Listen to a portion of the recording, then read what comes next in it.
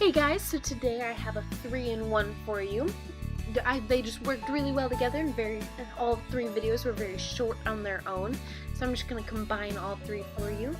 They all go under the section of emotion regulation, which is the skill we're going to talk about first here. So what emotion regulation is it's understanding emotions to reduce suffering and negative vulnerability. Now I stress negative vulnerability because something that I had to learn was that vulnerability isn't bad. It's when negative vulnerability comes in, where those harmful behaviors and those harmful situations are able to get to you and lead you on a darker path. So the whole point of emotion regulation is going to be understanding what you're feeling and then how to increase those feelings or decrease those feelings or combat those feelings. Really, it's just all about figuring out what's going on and then how to take care of that. So in emotion regulation, there is a theory that there is only 6 types of emotion.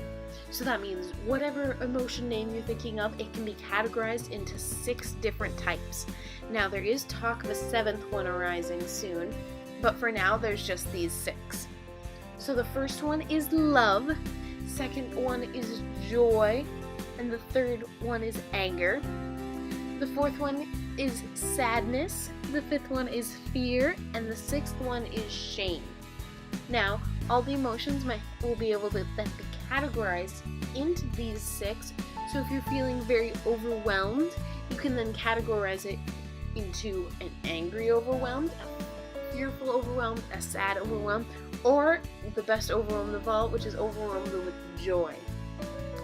So the best way to then continue on with emotion regulation is to understand what you're feeling and what it can be categorized in. Because if you can put words on it, it becomes a little less of an issue, and then you can control it more with these other skills that we're going to talk about next. So the next thing I'm going to do is I'm going to add some emojis in here just to give myself a little bit of things to reference to that, and I find emojis hilarious. Of course, I'm going to bring out my Mod Podge to stick these on here. And the first one I'm going to stick on is going to be the representation of love. And so we definitely got those doe-eyed, heart-eyed emoji. Next, I'm going to do my fear or shame. What I'm going to put there with the little teeth guy. Then I'm going to put the little guy who sticks his tongue out right in the corner there. He can be used for joy. And then I'm going to put the next one I'm going to put down is going to be, I have 2 of the crying guys. I have the crying with joy and I have a crying with sadness. So I'm going to stick those 2 guys on there just to reinforce the fact that vulnerability can be that joyful vulnerability, or it could be the sad vulnerability. That's my reason for putting these guys on here. So the next thing that we are going to talk about is opposite action. Now, opposite action I think is a great tool to use because a lot of us, we get into that feeling and we then have to do something to get our minds off of it. So what opposite action is feeling something and then doing something else. So like for me, I get very overwhelmed and will then become very introverted.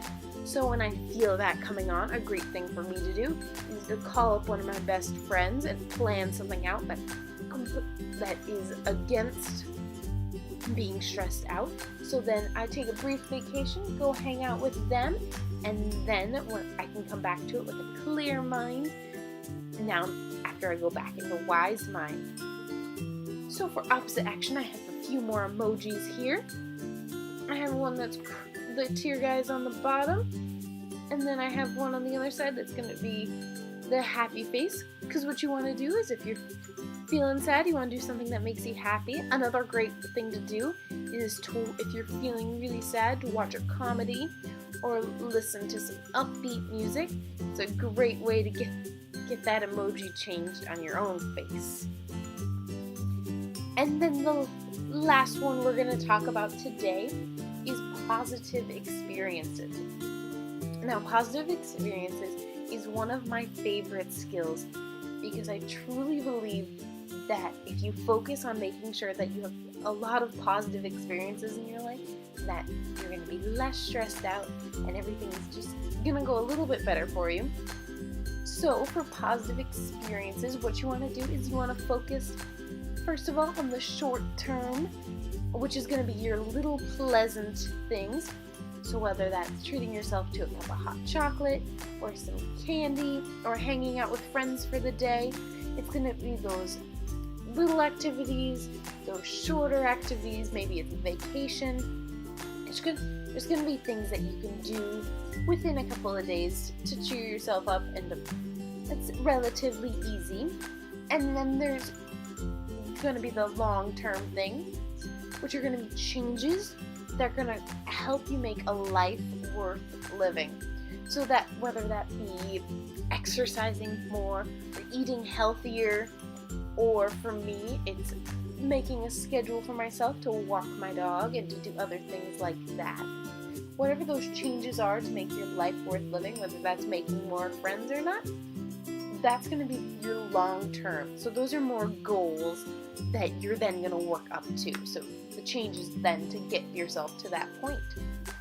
So on my card here, I'm going to have a few little examples. So I have lots of pictures of friends hanging out and doing fun stuff. I have somebody eating ice cream, somebody blowing bubbles. I have a game of Twister going on. I have a nice, fun, healthy plate of food. I actually think that's Thanksgiving food, which is a great experience. And then I'm going to put some words on here in a little bit that say shopping, because that's always a fun experience, along with painting your nails, and that's on there. And then life-changing, just kind of to reflect that short-term and that long-term goal thing. And so that's going to be my card for positive experiences. Now guys, I hope you enjoyed these 3 videos. Sorry they weren't separate, but they just weren't going to be long enough, and I thought it'd be more fun to do it this way. If you guys have any questions on any of the 3 skills we discussed today, please leave them in the comment section down below. Otherwise, please like this video, and if you aren't subscribed already, subscribe to my channel. Other than that, thanks for watching. Bye!